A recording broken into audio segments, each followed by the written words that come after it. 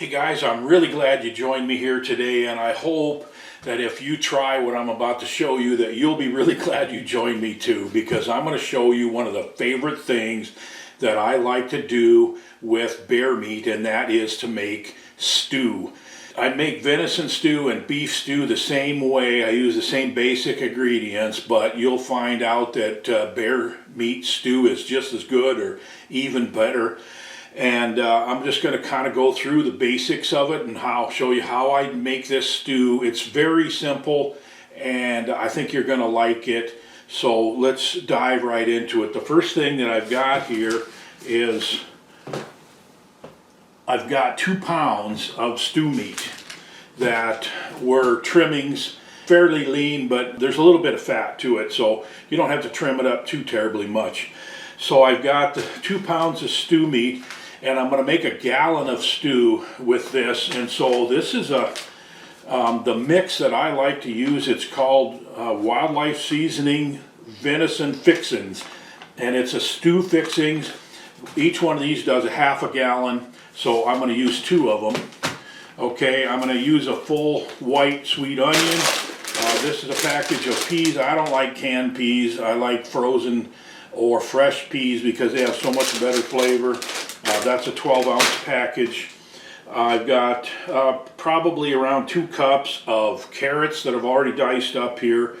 It's called Better Than Bouillon. I use a couple tablespoons of this, maybe a little bit more. I don't measure anything.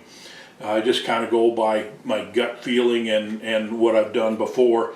If you don't have Better Than Bouillon, then this stew is probably going to take 4 to 5 bouillon cubes if you want to go that way. I've got red potatoes here, and I don't think that the kind of potatoes you use really means that much, it doesn't really change the stew that much, but I just happen to have reds, so that's what I'm going to use, and I'm going to dice them up small. I'm not even going to peel them. I'm just going to leave the skin on them.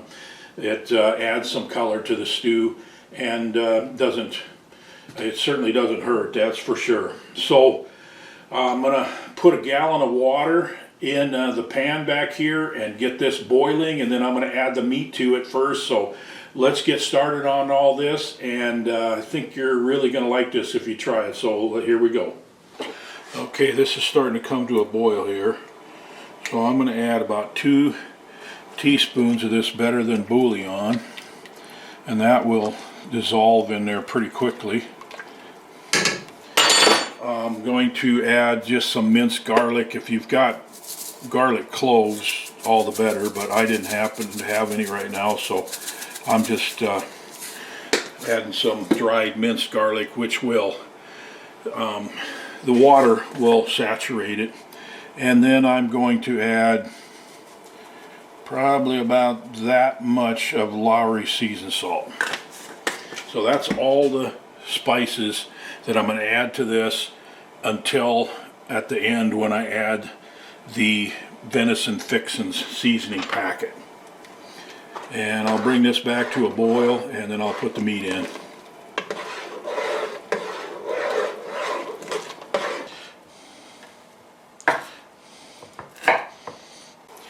Now I've diced this meat up to about thumbnail sized pieces, and it's actually still partially frozen, so it's going to stop the boil here, but that's all right. It'll come back to a boil pretty quickly.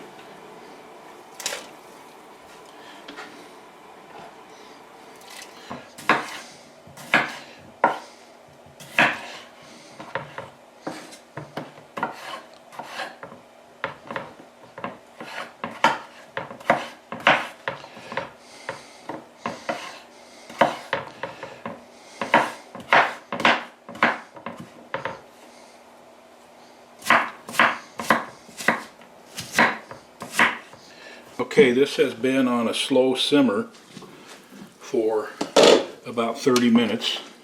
I like the meat to be just really fall apart tender, which it's getting there, but we got a ways to go. So I'm going to add the onions, the potatoes, and the carrots at this point and continue to simmer it.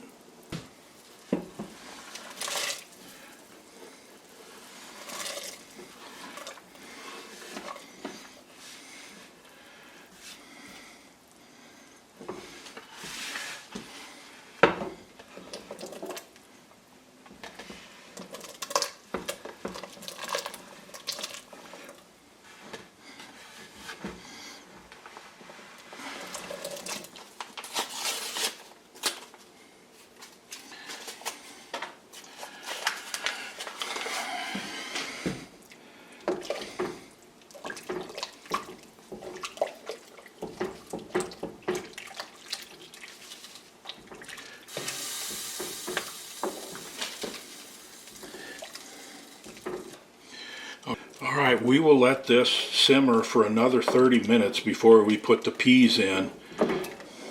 And then we'll add the peas and then give it another 15 minutes. Should be done.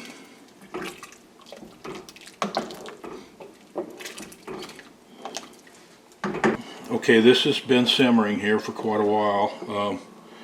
And as you can see, the potatoes are starting to get soft, but they still kind of have some square edges on them. I want to get them to where the edges are starting to get rounded and they're nice and really soft.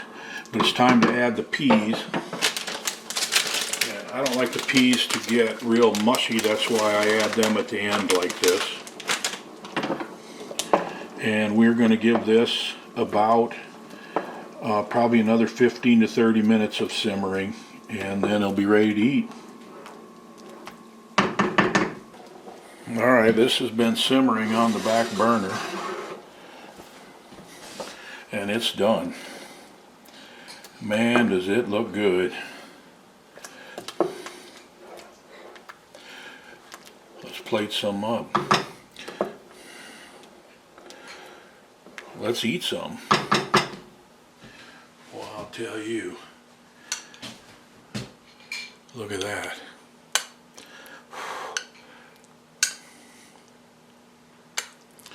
I'm ready to eat it. So this is just one of the many things that you can do with your wild game meat.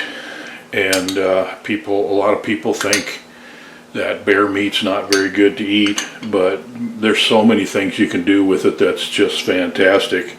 And if you try this, I think you're really going to like it. So thanks for joining me, and seriously, if you do try this, please leave a comment below. Let me know what you think and how it went for you.